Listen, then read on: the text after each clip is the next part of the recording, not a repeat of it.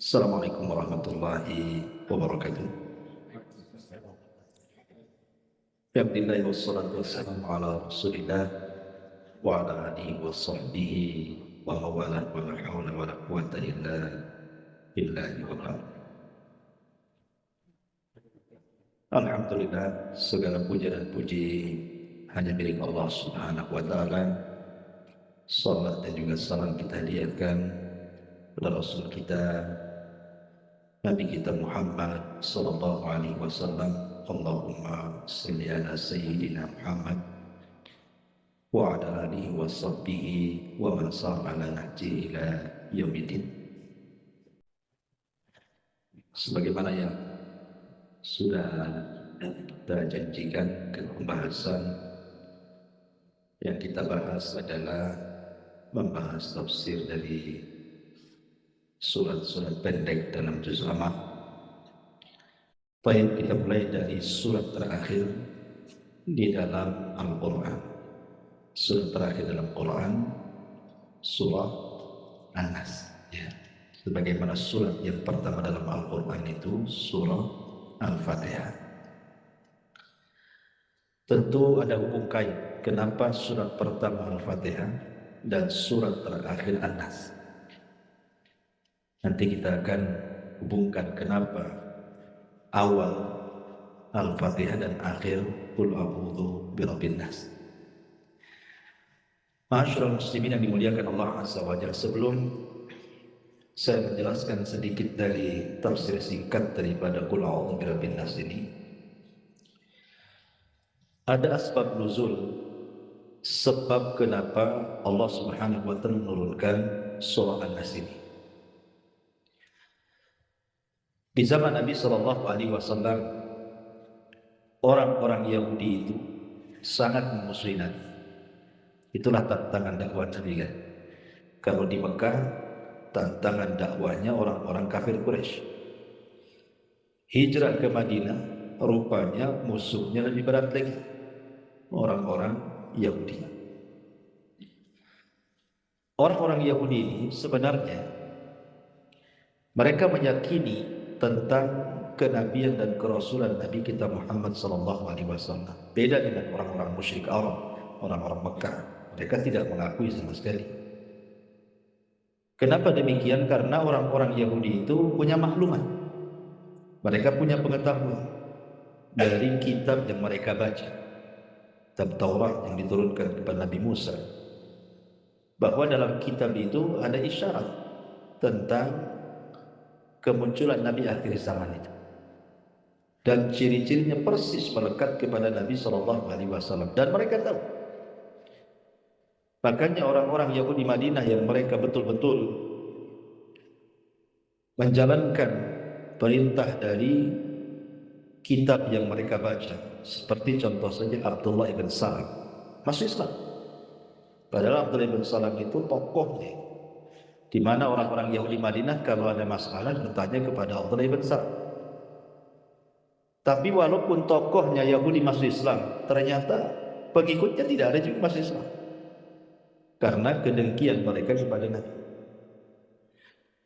Lah, kebencian orang-orang Yahudi kepada Nabi Shallallahu Alaihi Wasallam itu kurang lebih dengan nenek moyang mereka Bani Israel, yang mereka suka memusuhi nabi-nabinya. Makanya Allah gambarkan dalam Al-Quran orang-orang Bani Israel itu yaqtulunal anbiya bighairil haq. Mereka suka membunuh para nabi tanpa ada hak yang dibenarkan. Maka di masa Nabi Shallallahu Alaihi Wasallam upaya-upaya pembunuhan kepada Rasul itu sudah terjadi. Salah satunya kenapa terjadi perang Bani Qunaiqah. Kabilah Yahudi di Madinah yang paling besar itu kan ada 3, walaupun semuanya ada 10, tapi yang paling besar adalah Bani Quraidah, Bani Qunaiqah, dan Bani Nadir. Itu yang paling besar. Lah, salah satu peperangan melawan orang Yahudi itu ada namanya perang Bani Qunaiqah. Kenapa juga? Karena ada upaya pembunuhan secara sadis oleh Yahudi Bani Qunaiqah, hendak menjatuhkan batu besar di kepala Nabi. Tapi Jibril memberitahu bahwa mereka sudah buat makar akan membunuh Nabi. Makanya Rasul ketika diundang untuk melakukan rapat dengan orang-orang Bani Quraisyah, tidak jadi. Malah kemudian datang bawa pasukan. Dari mana Nabi SAW tahu bahwa mereka punya rencana untuk membunuh Nabi? Itu dari Allah. Allah kasih tahu bahwa jangan pergi ke sana karena mereka sudah membuat makar. Makanya terjadilah peperangan. Ya. Nah, salah satu upaya-upaya yang dilakukan oleh orang Yahudi untuk menyakiti Nabi SAW itu adalah dengan cara menyihir Nabi. Jadi orang-orang Yahudi itu berusaha mereka menyihir Nabi tapi tak mempan. Karena kita tahu bahwa kalau bicara tentang sihir, maka pertama kali mempelajari sihir itu orang-orang Yahudi di zaman kerajaan Sulaiman, dan itu disyaratkan dalam surah Al-Baqarah 102. Antum bisa baca dalam surah Al-Baqarah 102 itu menceritakan tentang kisah Harut dan Marut. Dan itu yang pertama mempelajari sihir siapa? Orang Yahudi. Jadi sihir itu sangat lengket dengan orang-orang Yahudi. Lah ketika mereka sudah tidak sanggup menyihir Nabi SAW, akhirnya mereka menyewa orang. Terkenallah di zaman itu di kota Madinah dari Bani Syurek orang yang bernama Labid ibnu Aqsam, tukang sihir kondang di zaman itu. Satu keluarga penyihir, Labid ibn Aqsam. Akhirnya kemudian para pembesar Yahudi itu datang kepada Labid ibn Aqsam dan mengatakan, ya Labid, bisa enggak kau menyihir Muhammad itu? Awalnya tidak mau, tetapi dengan imbalan yang sangat besar, akhirnya kemudian Labid ibn Aqsam siap menyihir Nabi. Diutuslah saudari-saudarinya untuk mencuri buhul.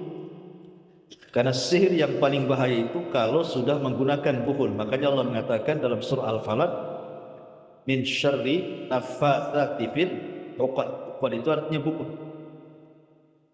Apa yang dicuri dari buhul Nabi? Sisir. Jadi Labid menyuruh putri-putrinya atau saudari-saudarinya untuk mencuri sisir Nabi, dan berhasil. Jadi akhirnya kemudian tercurilah sisir itu. Kebetulan dalam sisir itu terlilit 11 rambut Nabi SAW. Lah dengan sisir dan rambut yang terlilit itulah dijadikan buhul oleh Labid ibn Aqsam untuk menyihir Nabi. Setelah kemudian mendapatkan buhulnya, maka kemudian Labid ibn Aqsam meletakkan buhul itu di satu sumur namanya Ranunah. Sumur itu namanya Ranunah. Diletakkan di sumur itu. Kemudian mulailah Labid ibn Aqsam dan keluarganya mempraktikkan sihir untuk menyihir Nabi. Subhanallah, berhasil. Ya. Nabi SAW terkena sihir. Sampai dijelaskan ulama sejarah itu 6 bulan Nabi SAW terkena sihir.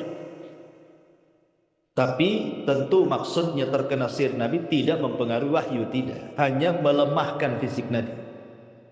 Melemahkan saja. Nabi itu kan diberikan kekuatan 40 orang laki-laki.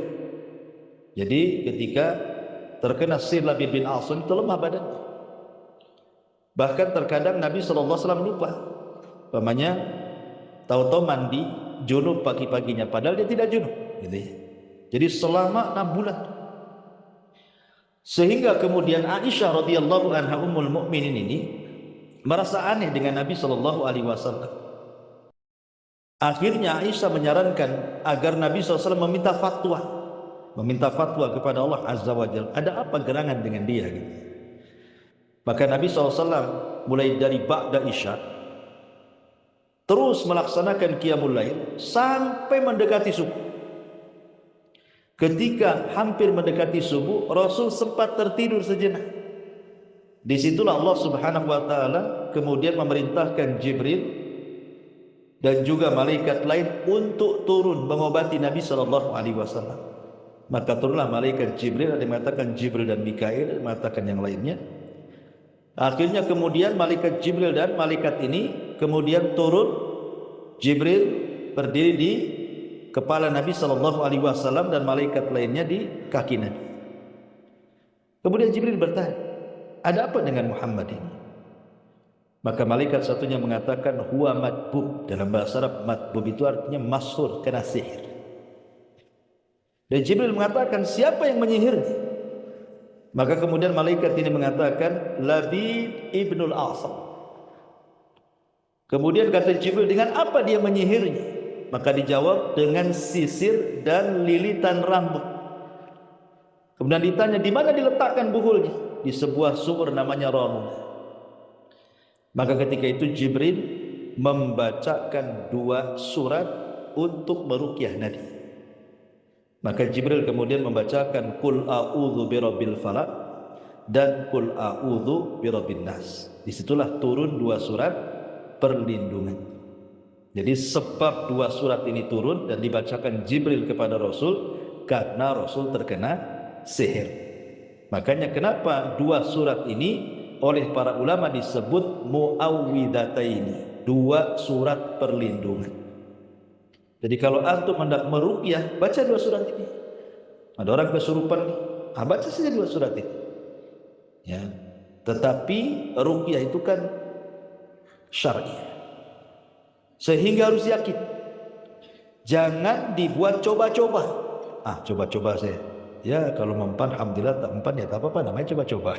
Bukan. Jangan coba-coba. Agama itu jangan dibuat coba-coba, harus yakin. Yakin, mantap gitu. Ini memang surat perlindungan. Langsung dibacakan dengan penuh keyakinan. Jangan main coba-coba. Nggak boleh perobatan dalam Islam itu coba-coba. Malah nggak akan terjadi. Nggak akan manjur kalau coba-coba. Karena antum ragu-ragu dengan Quran masalahnya. Sehingga harus yakin, niatkan bacaannya ini untuk pengobatan karena Allah Subhanahu wa Ta'ala. Inilah diantara sebab turunnya muawwidataini, 2 surat perlindungan, Qul a'udzu birabbin nas dan Qul a'udzu birabbil falaq. Ini yang pertama, asbab nuzul dari Qul a'udzu birabbin nas. Baik, kita masuk sedikit kepada tafsir. Di sini Allah Subhanahu wa taala mengatakan, a'udzu billahi minasyaitonir rajim, bismillahirrahmanirrahim. Qul, katakan ya Muhammad, a'udzu, aku berlindung, birabbin nas, dengan Rabbnya manusia. Malikin nas, dengan penguasa dan rajanya manusia.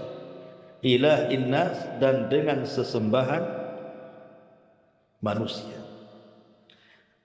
3 nama Allah Subhanahu wa taala ini, Rabb, Malik dan Ilah, itu terdapat dalam surah Al-Fatihah. Ketika Allah mengatakan alhamdulillahi rabbil alamin, berarti sama dengan kalimat Qul a'udzu birabbin nas, Rabbul alamin, Rabbun nas. 1. Yang kedua, Malikin nas.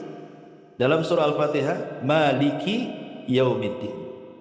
Bisa dibaca Maliki yaumiddin, bisa dibaca Maliki yaumiddin, Malikin nas. Ya.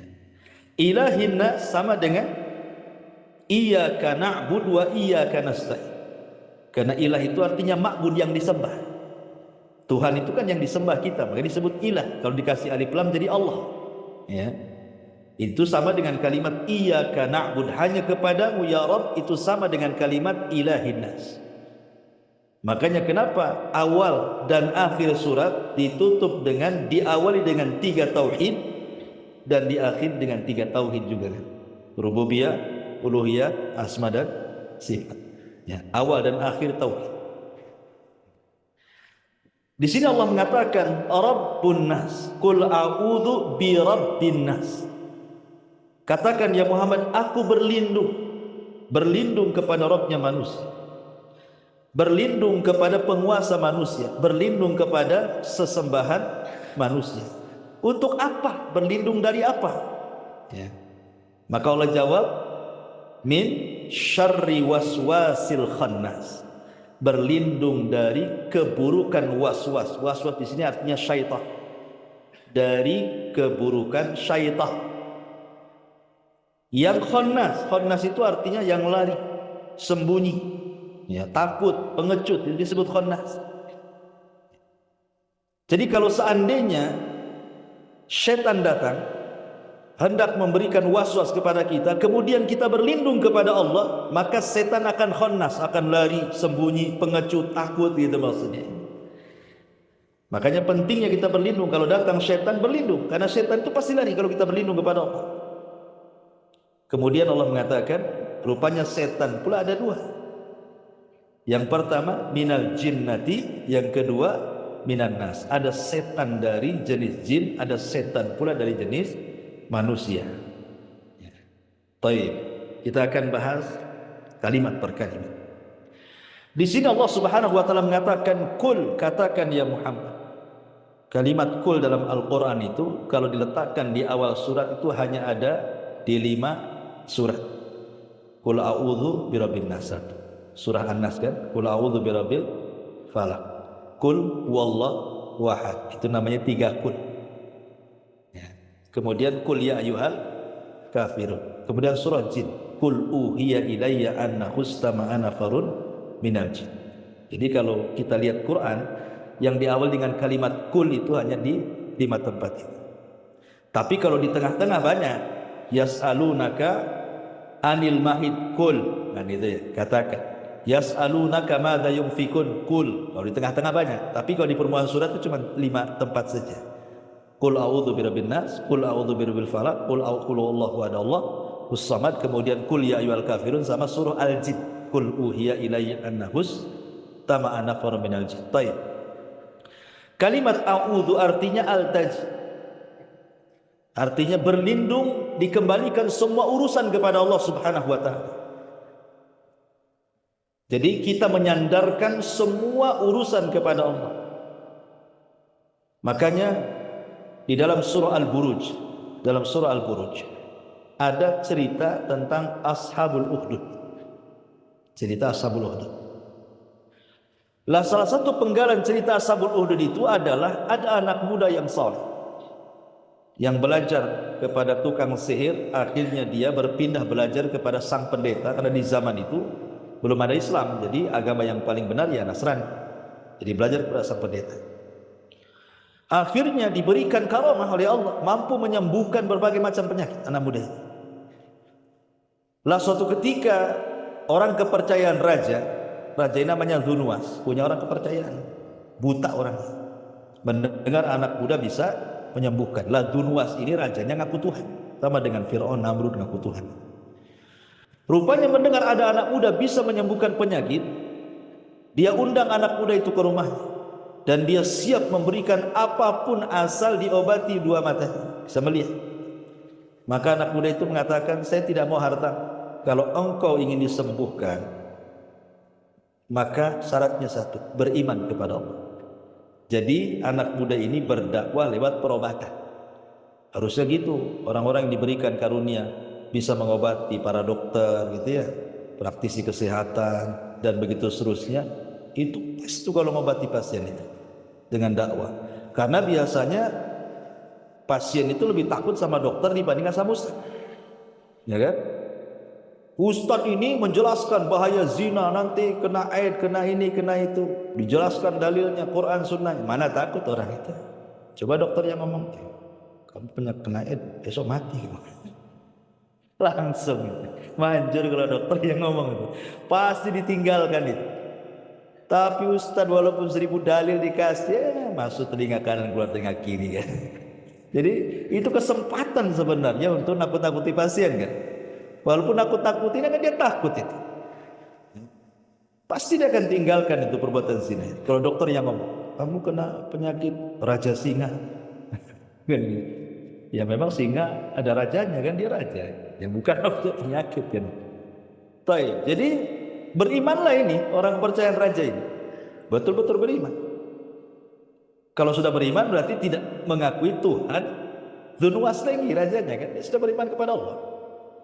Jadi ketika dia datang ke istana itu kagetlah Dzunwas ini. Dia kan ngaku Tuhan. Kalau ngaku Tuhan harusnya bisa menyembuhkan penyakit buta kan. Tapi kan nggak bisa juga disembuhkan. Pas sembuh ditanya siapa yang menyembuhkan kamu, dia mengatakan Allah, marahlah karena dia ngaku Tuhan. Masa ada Tuhan selain aku kan? Akhirnya dipaksa murtad, tak mau murtad juga.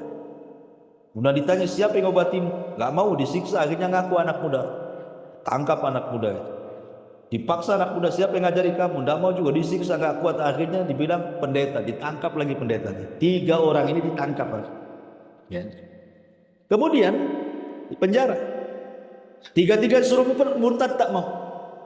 Akhirnya sang pendeta dengan orang kepercayaan sang raja ini dibunuh dengan cara sadis, digergaji sini kepalanya sampai belah jadi dua, mati. Lah raja ini hendak menghukum anak muda tapi dengan cara yang lain. Dengan cara apa? Dinaikkan ke atas bukit. Tapi anak muda ini dia berlindung kepada Allah dan mengatakan, Allahumma kfinihim ya Allah. Ya Rabb, aku tidak ada daya dan upaya kecuali kekuatan. Aku hanya berlindung kepadamu. Terserah bagaimana caranya kau lindungi aku. Akhirnya kemudian dibawa ke atas bukit, maksudnya mau dilempar dari atas. Rupanya Allah buat bukit itu lini, bergetar, bergegar, sehingga para prajurit ini yang mengawal anak muda ini naik ke atas bukit, semua terjatuh mati semua. Anak muda ini selamat. Raja bingung, kok masih selamat katanya. Ya. Akhirnya sang raja mengatakan, tangkap lagi anak muda itu. Ditangkap lagi. Kemudian dibawa ke perahu, lempar di tengah lautan. Anak muda ini lagi-lagi berlindung kepada Allah. Allahumma kfinihim ya Allah, aku serahkan kepadamu ya Allah. Terserah bagaimana caranya, lindungi aku. Rupanya kapal sampai di tengah lautan, datang gelombang menghempas kapalnya. Niat yang mau melempar anak muda itu, prajurit pula yang terlempar dari perahu itu. Niat mau melempar, dia yang terlempar dari situ, mati semua. Anak muda pula ini selamat. Apa enggak geleng-geleng ke raja ini? Jadi apapun upaya pembunuhan sama anak muda ini, tidak mati-mati anak muda ini. Sampai akhirnya dia menyerahkan diri kepada raja, karena pasti lari kemana saja akan dicari. Tapi dia ingin kematiannya bermanfaat untuk orang banyak. Akhirnya dia datang kepada sang raja, kalau hendak membunuhku gampang. Ikat aku di tiang gantungan, kumpulkan semua orang-orang Najran. Nanti aku akan kasih anak panah, kau sediakan busurnya. Nanti aku akan ajarkan mantranya. Akhirnya kata raja, deal, oke. Kata anak muda, dikumpulkanlah akhirnya 20.000 kata Ibnu Katsir itu penduduk Najran di lapangan. Anak muda ini gantung. Raja sudah siapkan busurnya. Kemudian anak muda itu nyerahkan anak panahnya.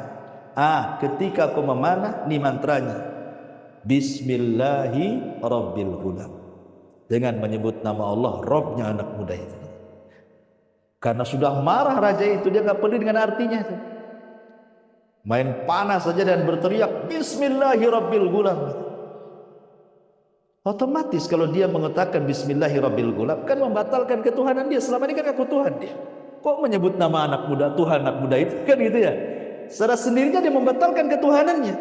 Makanya ketika raja ini membatalkan ketuhanannya, menyebut Tuhan anak muda itu, 20.000 orang itu beriman semuanya. Amanna bi Rabbil Ghulam. Karena raja ini sangat beriman.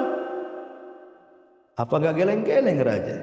Gara-gara 3 orang tunggu 20.000. Cuekan juga.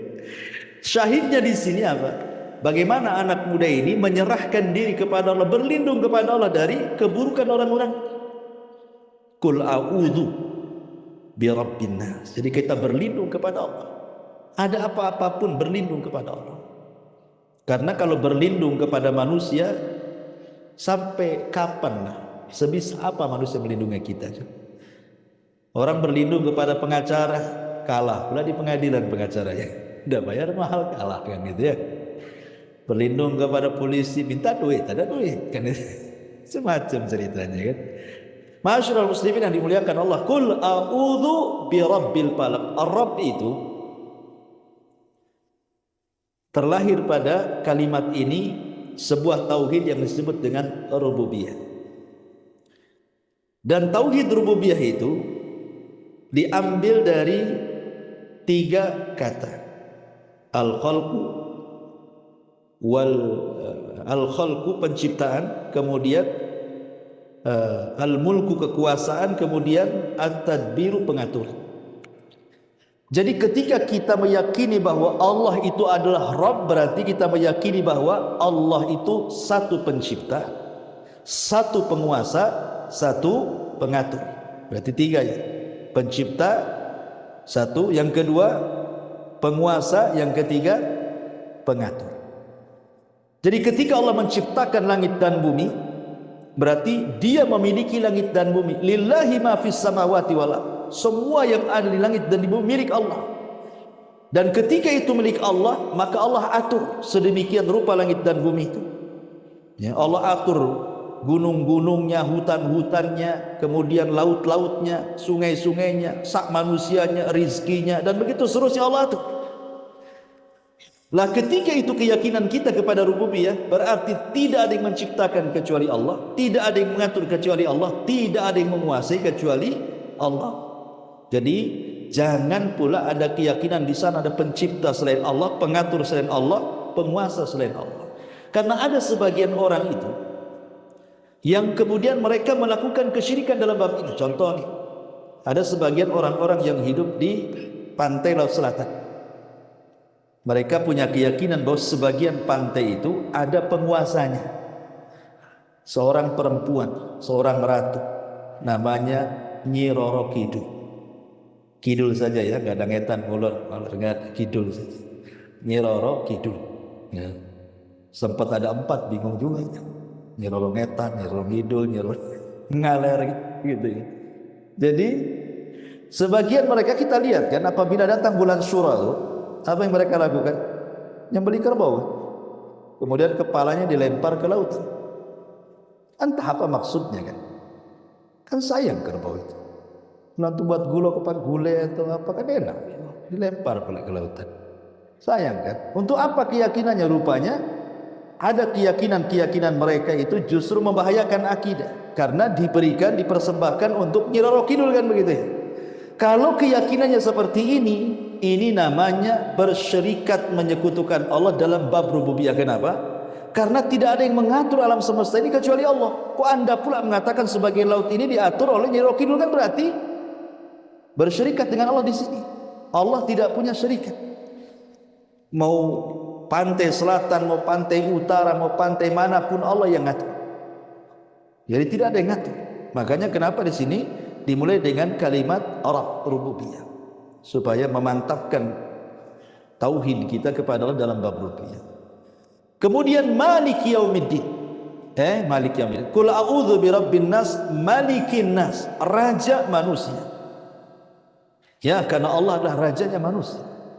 Makanya dalam ilmu tauhid itu tidak boleh seorang diberi nama Malikul Muluk.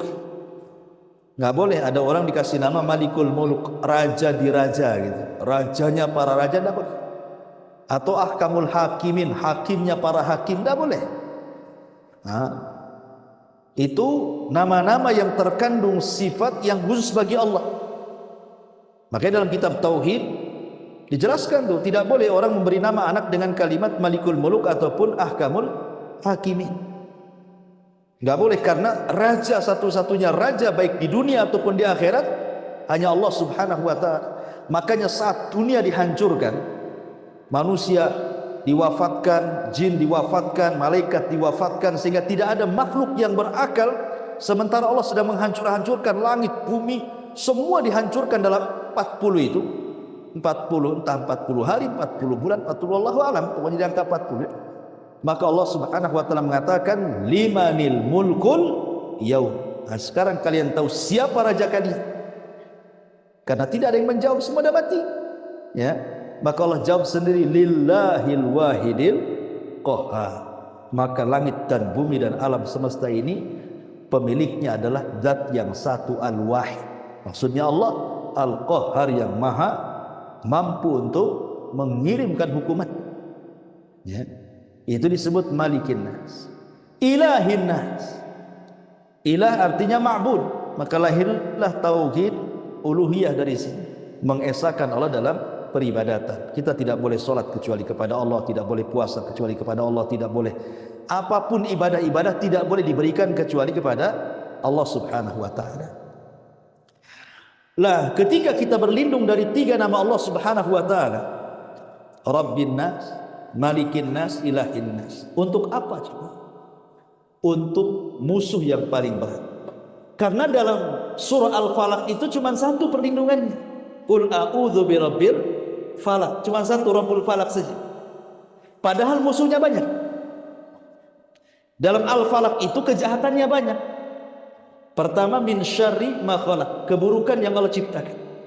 Yang kedua dari ghasik, malam hari, karena malam itu tempat sarangnya setan, sedang berusaha untuk menggoda manusia. Kekuatan setan itu menguat di malam hari. Kemudian dari tukang-tukang sihir yang mengirim sihir. Kemudian dari tukang hasad yang menghasadi manusia. Tetapi berlindung dengan satu nama saja, Qul a'udzu birabbil falaq. Giliran Qul a'udzu birabbin nas berlindung dari 3 nama lagi. Qul a'udzu birabbin nas, malikin nas, ilahin nas. Kenapa? Karena rupanya musuhnya jauh lebih berat dibandingkan dalam musuh yang dijelaskan dalam Al-Falaq, padahal ada 4 musuh tuh. Kenapa? Karena surah Al-Falaq itu bicara tentang musuh dari luar. Musuh dari luar semuanya.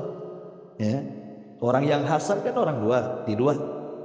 Kemudian penyihir di luar, setan di luar, makhluk yang buruk yang Allah ciptakan di luar. Tapi dalam An-Nas ini musuhnya di dalam. Ya kan? Makanya orang munafik lebih jahat dibandingkan orang kafir kan? Karena orang kafir kan di luar, orang munafik di dalam. Nah, sama kurang lebih seperti itu. Lah dalam Qul a'udzu birabbin nas ini bicara tentang musuh dalam dada kita. Musuh dalam dada kita. Tetapi kalau Qul a'udzu birabbin nas, Qul a'udzu birabbil falaq ini bicara musuh dari luar semua. Ya. Kenapa ini? Hati. Tes. Tes, tes.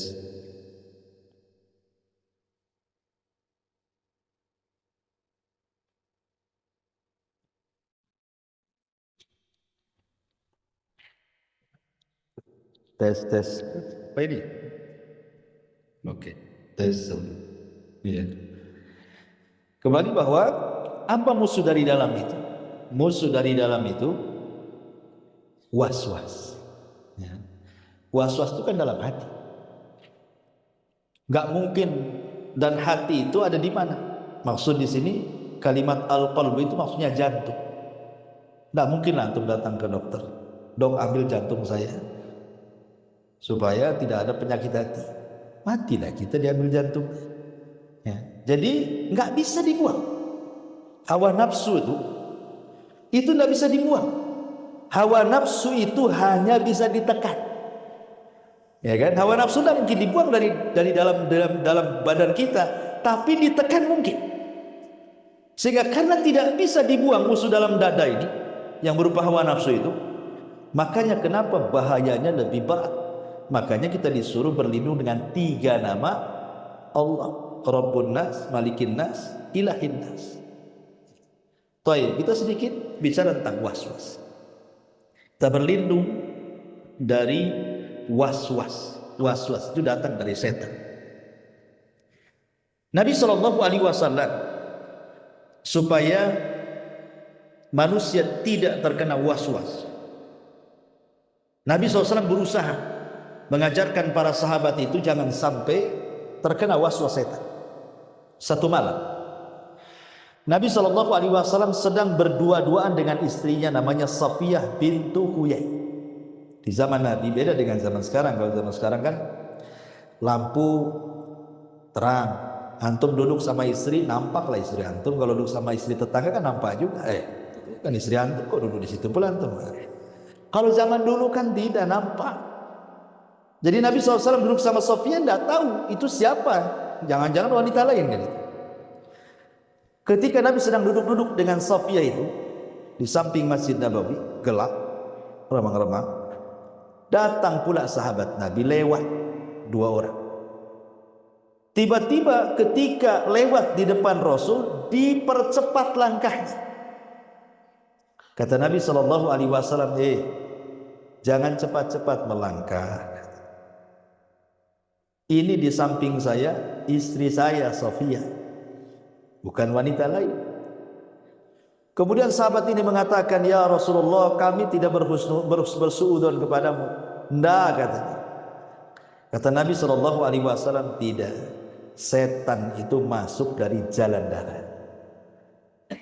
Kenapa Rasul mengatakan ini istri saya? Supaya kalau Rasul tidak ngomong begitu, nanti timbul prasangka orang itu. Kok Nabi udah banyak istrinya masih ada juga, kan gitu ya? Setan datang. Jadi Nabi ingin memutus was-was tuh. Makanya Rasul menjelaskan, ini istri saya bukan siapa-siapa. Gitu ya. Sebab kalau Rasul diam tidak ngomong begitu, nanti timbul waswas, prasangka-prasangka yang aneh-aneh kan sama Nabi. Makanya Rasul mengatakan, ini istri saya. Kata sahabat, ya enggak mungkinlah kami suudon kepada anda, wahai Rasul. Iya, memang anda tidak suudon, tapi setan akan masuk dari jalan darah kalian, akan membuat was-was kepada kalian. Ya, setan ini pandai masalahnya. Ini satu kisah. Kisah yang lain, satu ketika Nabi SAW sedang di rumah Aisyah Ummul Mukminin radhiyallahu anha. Dan ketika itu Rasul sedang banyak tamu di rumahnya. Tahu-tahu Zainab ngirim makanan. Kemudian Aisyah cemburu lah, ini kan giliran saya, kan harusnya saya buat makan, kok dikirim pula dari istri lain gitu. Diambillah piring itu, dipecahkan pula sama Aisyah di depan tamu. Coba bayangkan, kalau Rasul tidak atau diam saja, kira-kira apa yang dikatakan tamu itu? Pasti akan macam-macam ngomongnya kan. Maka Nabi SAW untuk memotong adanya was-was di hati para sahabat itu, dia mengatakan apa? Gharat ummukum. Gak apa-apa, istri saya lagi cemburu, katanya. Kan enak bahasanya. Gak apa-apa, gak ada apa-apa, istri lagi cemburu itu. Kalau Rasul tidak ngomong begitu, kira-kira nih sahabat kalau habis keluar dari itu, pasti ngomong macam-macam. Masa istri Nabi kok kan itu mecah-mecahin piring depan kami, macam-macam pasti kan. Makanya untuk memutuskan supaya jangan masuk was-was ke hati-hati para sahabat, Rasul mengatakan begitu. Gharat ummukum, tidak apa-apa, lagi cemburu lah dia, biarkan saja. Akhirnya nggak ada lagi was-was di hati para sahabat kan. Begitu Nabi memotong was-was. Karena setan ini kadang-kadang talaub dia bermain-main masalahnya. Kemudian contoh yang lain, Nabi SAW suatu ketika terbangun dari tidurnya, dilihatnya pula ada sebutir kurma, diambil dan hampir dimakan, tapi Rasul tidak jadi, kemudian dilempar. Kemudian ditanya oleh Aisyah radhiyallahu anha, kenapa kau tak makan wahai Rasulullah? La'allahu minas sadaqah. Oh enggak mau saya, takutnya ini korma sedekah. Keluarga Muhammad tidak boleh memakan sedekah. Dilempar karena dianggap syubhat kan gitu ya. Syubhat itu datang dari was-was tuh. Jadi kalau antum ada syubhat, tinggalkan. Karena siapa yang jatuh kepada syubhat pasti jatuh kepada yang haram. Itu maksudnya ya. Jatuh kepada yang haram. Ketika Nabi SAW ada nih seorang laki-laki di zaman Nabi ingin menikah dengan orang desa sebelah. Masalahnya dia itu punya saudari sepersusuan, tinggal di desa itu. Cuman tidak tahu yang satu yang mana yang disusukan wanita dari desa itu. Pokoknya adalah salah satu wanita dari desa itu yang disusui oleh ibunya. Jadi jatuhnya kan saudari sepersusuan kan gitu. Akhirnya Rasul melarang, tidak boleh menikahi semua gadis satu desa itu, karena dikhawatirkan terkena wanita yang sesusuan, karena tidak tahu siapa satunya. Itu menunjukkan apa? Supaya jangan terjadi was-was di situ. Maka perkara-perkara syubhat tinggalkan, itu karena datang dari was-was. Nah, begitulah setan itu menyesatkan Bani Adam, dimasuki lewat was-was dulu. Makanya di sini Allah mengatakan, Qul a'udzu birabbin nas, malikin nas, ilahin nas, min syarri, dari keburukan was-was. Dari mana? Khannas, dari syaitan yang suka bersembunyi. Jadi setan itu kadang-kadang datang, terkadang lewat kita, masuk ketika Anda mau sholat, dibuatnya was-was. Ngapain sholat ke masjid, di rumah saja. Ya, ini udah mendung-mendung, ini nanti hujan, tak jadi ke masjid. Datang was-was gitu ya. Mau sedekah, mikir-mikir, aduh sedekah enggak ya? Ini cicilan motor belum lunas ya. Tak jadi sedekah kan itu ya. Itulah was-was tuh kayak gitu datangnya tuh. Mau ngaji gitu juga, antuk, malas. Kalau saya ke pengajian tidur pula di pengajian, malu saya. Tak jadi dia ngasih gitu kan ya. Jadi memang pandai, setan itu akan masuk memberikan was-was. Ataupun setan itu ngasih was-was ke orang lain untuk memberikan was-was kepada kita. Entah lewat anak, entah lewat istri, kan gitu. Bang, gak usah lah dulu sedekah. Rumah ini belum direnov ini kan. Gitu. Ah itulah kan itu ya. Jadi tidak jadi. Berarti siapa setan ini? Istri.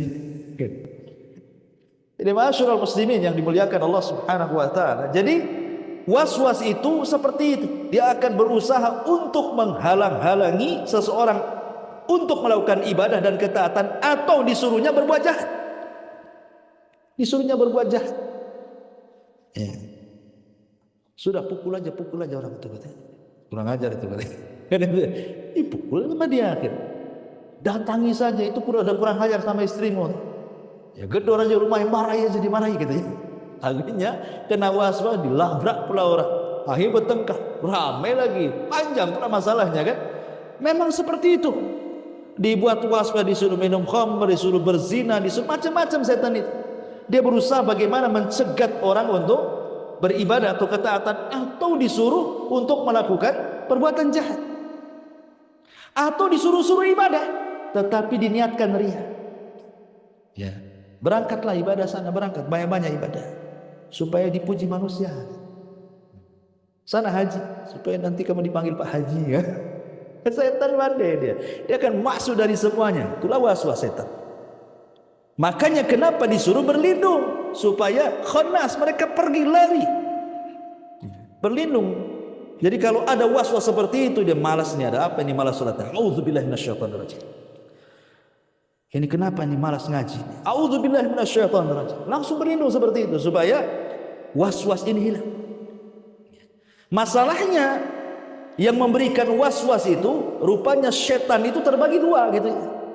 Minal jinnati wan nas. Ada setan dari kalangan jin, ada pula setan dari kalangan manusia. Karena setan itu ikhwatu fiddin, mereka tidak memiliki daya dan upaya kepada kita kecuali hanya was-was saja. Mereka tidak mungkin bisa ngapa-ngapain sama kita kecuali hanya ngasih was-was. Gak mungkin setan tahu-tahu datang kepada kita, ambil tangan kita, ayo kita maling. Gak mungkin. Ya. Narik tangan kita, ayo kita mabuk, ayo kita zina, ayo kita, enggak mungkin. Setan itu hanya ngasih was-was saja. Tapi itu lebih hebat, coba bayangkan. Cuman ngasih was-was saja orang bisa macam-macam. Orang baik bisa menjadi membunuh, orang baik bisa jadi mencuri, bisa jadi korupsi, ya kan? Bisa jadi berbuat jahat, dan begitu bisa jadi syirik, macam-macam. Hanya was-was saja. Nabi Adam alaihi salatu wassalam, kurang apa nikmat di sorga itu? Semua dihalalkan. Dan kenikmatan sorga itu tidak bisa dilihat mata, didengar telinga, terlintas pun tidak. Artinya Nabi Adam itu dihalalkan memakan apapun, menikmati apapun di sorga. Hanya Allah melarang satu dari sekian ribu kenikmatan sorga. Hanya diuji satu pohon aja. Boleh kau nikmati semuanya, tapi jangan dekat-dekat pohon ini, itu saja. Lah datang syaitan iblis ini ngasih was-was. Fawaswasa lahuma syaitan, kata Allah. Mulailah setan ngasih was-was kepada Adam dan Hawa. Dibuatnya penasaran. Kenapa dari sekian pohon di sorga yang begitu banyak dengan buah-buahan, kenapa yang itu dilarang? Mulai itu. Kenapa yang satu itu dilarang itu? Masuk setan. Kemudian membisikkan di telinganya Adam itu. Tahu enggak wahai Adam, kenapa Allah melarang satu pohon itu? Alasannya cuma dua. Agar engkau tidak jadi malaikat, dan agar engkau dikekalkan di surga. Kalau engkau makan itu, kau jadi malaikat, atau kau akan kekal. Ya berpikir Adam ini kan nikmat di surga, ya pengenlah jadi malaikat atau pengen hidup kekal kan. Mulai dia mendekati. Pada Allah mengatakan wala taqrabu, ya jangan mendekati. Mulai mendekati. Mendekat itu biasanya akhirnya apa? Ketika mendekat, penasaran tuh. Karena dengan mendekat kan melihat. Dengan melihat, memandang, mulai timbul, ada apalah dengan pohon itu. Datang setan. Mulai mencicipi. Akhirnya diusir dari surga. Coba bayangkan sekelas Adam bisa terkena was-was iblis, akhirnya terusir dari surga. Kurang apa Adam diberikan pengetahuan, wa 'allama Adaman asma'ul. Apalagi anak keturunan, apalagi antum-antum pula. Adam aja udah bapak kita nabi lagi terkena was-was. Kita ini siapa? Nabi bukan, wali ya bukan, wali murid. Ya. Makanya harus banyak-banyak berlindung kepada Allah Subhanahu wa taala. Masalahnya di sini Allah sebutkan ada dua setan di tengah-tengah kita itu. Setan dari makhluk yang tidak bisa dilihat dari kalangan jin, dan setan pula dari kalangan manusia yang nampak di depan kita. Kadang-kadang kawan datang, ibu-ibu kadang-kadang kan kumpul-kumpul. Baik, kumpul-kumpul itu kan pun tak arisan dengan tetangganya. Awalnya bab arisan dibicarakan. Mulai tetangganya gibain. Sebenarnya kalau ibu langsung pamitan, selesailah, ibu tidak terkena was-was setan itu. Masalahnya ibu pula suka duduk, memang ibu tidak ikut gibah, telinga menikmati. Kok enak kali orang itu ngomong, karena yang dibicarakan musuh dia masalahnya. Pas pula ini ada boloknya saya di sini katanya. Ya, setan itu Bu, yang di samping itu bukan orang, itu setan, itu setan dari kalangan manusia. Nah, tapi jangan bilang kamu ini setan, bukan, jangan. Tersinggung nanti Bu ya. Nah boleh ya. Atau kadang-kadang yang ikhwan itu kan ngajak, mancing yuk, mancing, nanti tak lagi zuhur, nanti sholat di sana katanya. Mulai dia diajak sana, sampai sana lupa sholat, udah dekat-dekat asar, kita belum sholat ini, gimana ini? Akhirnya sholatnya cepat-cepatan. Memang sholat, tapi kan diakhirkan waktunya jadinya kan. Karena setan pandai kan. Kadang-kadang diajak kawannya entah kemana gitu ya. Kalau orang-orang awam itu kadang-kadang diajak ke tempat-tempat maksiat, ya, ke diskotik, kemana, naudzubillah. Itulah setan dari kalangan manusia. Ada juga setan dari kalangan jin. Nah ini yang bahaya kan gitu ya. Karena kan jin gak kelihatan masalah. Dia ngasih was-was, bisikan-bisikan saja. Makanya setiap manusia itu ada qarin. Ada jin namanya jin qarin. Memang Allah Subhanahu wa taala ciptakan jin jin qarin ini sengaja untuk mengqarini manusia. Makanya disebut qarin. Qarin itu artinya teman. Sejak lahir sudah jadi temannya sampai dia wafat. Jin qarin itu tidak akan lepas daripada manusia. Tugasnya apa? Ngasih was-was. Makanya Allah mengatakan dalam Al-Quran apa? Ya'idukumul faqra wa ya'murukum bil fahsya. Ketika mau sedekah, si qarin ngomong, jangan, nanti kau fakir, habis uang di dompet, jangan, gak jadi kan itu ya. Atau ya'murukum bil fahsya, disuruh kita berbuat jahat, sudah keluar saja, daripada malam-malam kau tak bisa tidur, keluar. Sekeluar, ya kan? Itulah jin qarin itu seperti itu memang. Dia berusaha, itulah disebut dengan waswas al-khannas di situ. Kita ini diberikan was-was luar biasa. Makanya kenapa Allah Subhanahu wa taala turunkan qul a'udzu birabbin nas ini untuk perlindungan. Sering-seringlah baca ini. Kenapa disuruh dibaca sebelum tidur kan? Rasul menyuruh kita membaca 3 qul sebelum tidur itu. Qul huwallah, qul a'udzu birabbil falaq, qul a'udzu binanas, kemudian diusapkan 3 kali ke badan kita. Supaya ketika kita tidur tidak diganggu setan. Ya. Makanya orang-orang yang jarang berdoa sebelum tidur atau membaca 3 qul atau ayat kursi sebelum tidur, biasanya mimpinya aneh-aneh. Ya, karena setan itu memang sengaja masuk ke dalam mimpi manusia. Ketika dia tidak berzikir, kiri kanannya setan. Tapi kalau dia berwudu sebelum tidur, kemudian membaca doa tidur, kemudian membaca Al-Quran, diusap-usapkan, itu kita diuntungkan. Kenapa? Tidur kita jadi ibadah. Kenapa ibadah? Karena di samping kiri kita ada malaikat. Setiap kita berguling ke kiri, malaikat sebelah kiri mengatakan Allahumma arhamhu, Allahumma gfirlahu. Ya Allah rahmati orang ini, ya Allah ampuni dosa orang itu. Guling lagi ke kanan, sebelah malaikat mengatakan sebelah kanan sama, ya Allah rahmati orang ini, ya Allah ampuni orang itu. Coba bayangkan, malaikat ngomong gitu terus setiap kita bergerak kiri kanan sampai kita terbangun. Bayangkan, artinya kalau Allah takdirkan kita tidak terbangun, berarti tidur kita itu didoakan malaikat gitu ya. Tapi kalau seandainya ndak wudu, ndak zikir, ndak baca doa, pokoknya nengok bantal langsung, ya langsung aja kan itu. Itu kiri kanan setan itu. Makanya mimpinya aneh-aneh. Mimpinya jatuh dari atas, tahu-tahu dari ranjang aja jatuh kan itu. Gitu. Mimpinya macam-macam. Kadang sebelum tidur aja kadang-kadang ada orang yang diganggu tuh. Ya, kalau melihat sesuatu nggak bisa nafas orang itu. Ada tuh apa itu namanya? Kalau sebelum tidur diganggu, nggak bisa bergerak tuh. Apa nama istilahnya?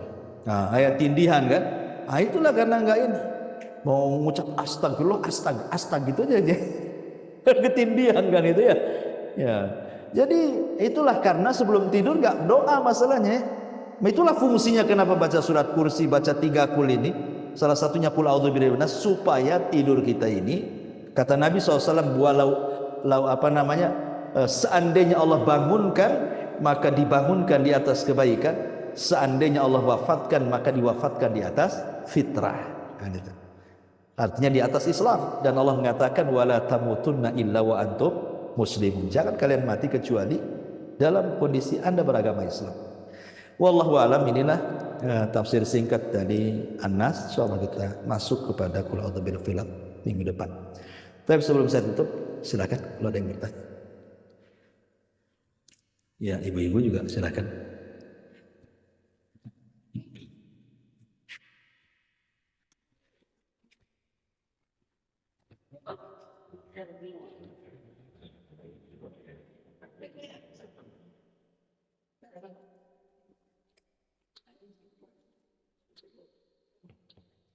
Halo, ada? Iya. Assalamualaikum warahmatullahi wabarakatuh. Waalaikumsalam. Pak, mau nanya, bagaimana caranya supaya kita terhindar dari was-was pengaruh dari jin yang berwujud manusia tadi? Ya, alhamdulillah, salatu wassalamu ala rasulillah, amma ba'du. Yang bisa menghilangkan was-was itu pertama adalah ilmu. Ilmu itu penting. Karena kalau orang punya ilmu, ini halal, ini haram, ini boleh, ini tidak, begini cara sholat yang benar, begini cara puasa yang benar, begitu seterusnya, nggak akan tersentuh was-was. Karena orang yang tidak punya ilmu itulah akhirnya banyak was-was. Ada ikhwan kita itu selalu curhat dengan saya, selalu bilang kena was-was. Ya.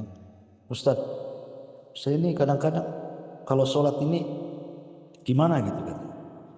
Kadang-kadang terasa ada habis kencing kemudian dibersihkan kemaluannya, tapi kayak masih ada kayaknya sedikit keluar gitu. Jadi saya ini was-was terus kan. Ya.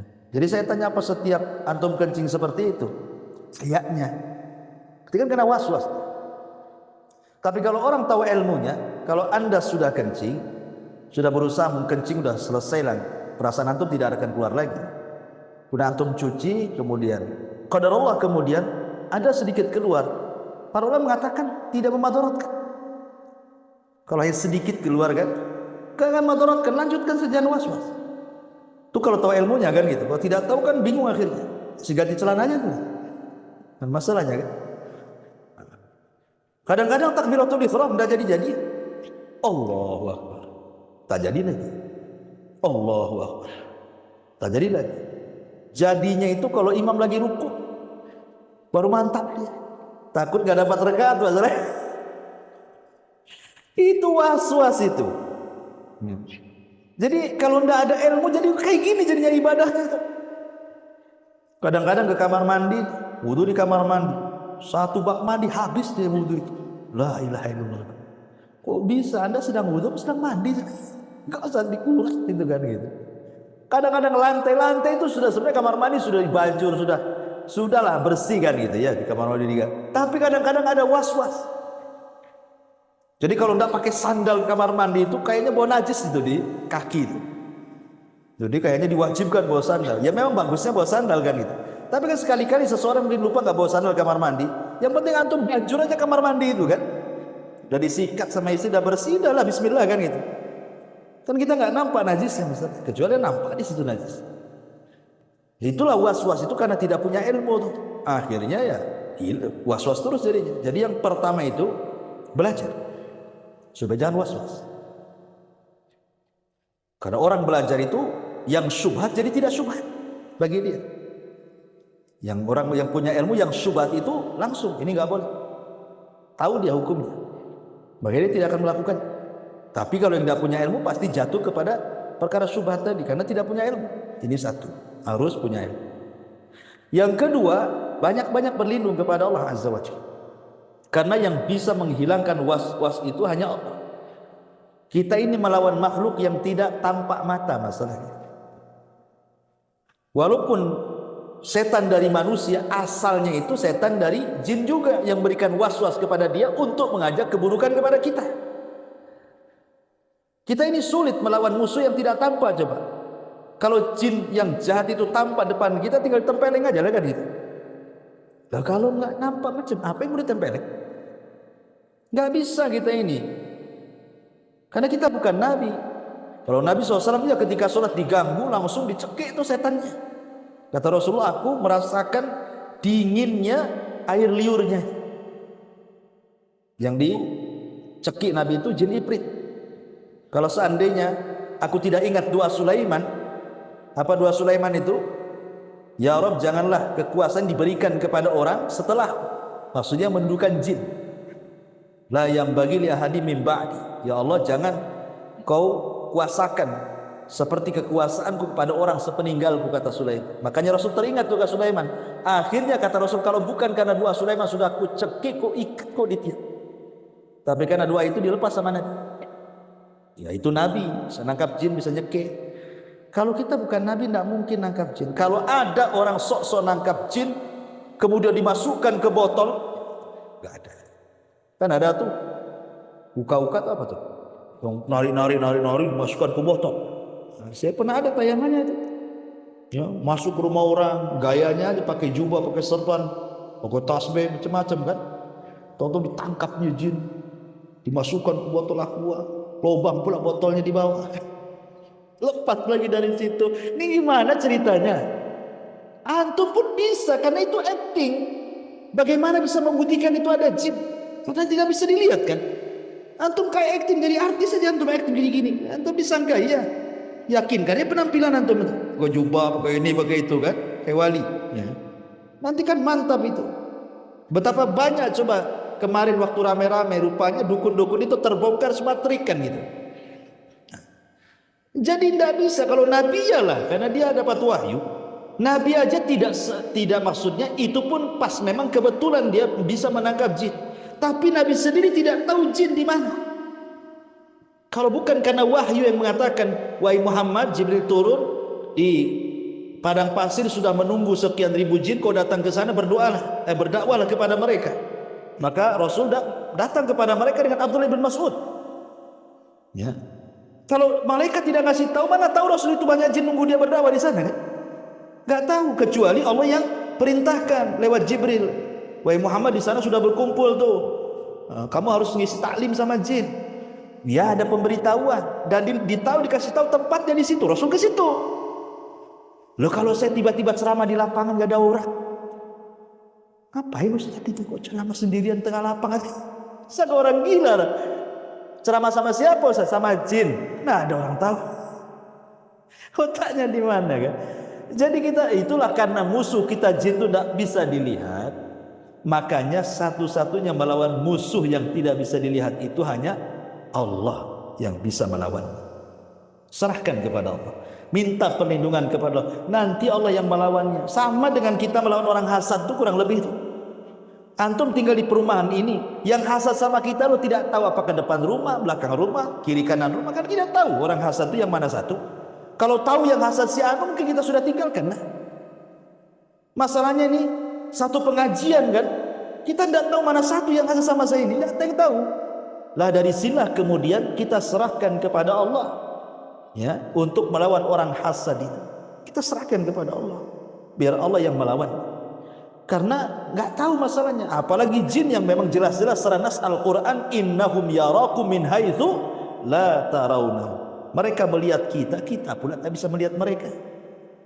Karena kita tidak bisa melihat mereka, hanya Allah yang tahu bagaimana cara menghadapinya. Berlindunglah kepada Allah dengan membaca Qul a'udzu birabbin nas atau Qul a'udzu birabbil falaq atau a'udzu billahi minasyaitonir rajim min hamzihi wa nafthihi wa nafsihi ya.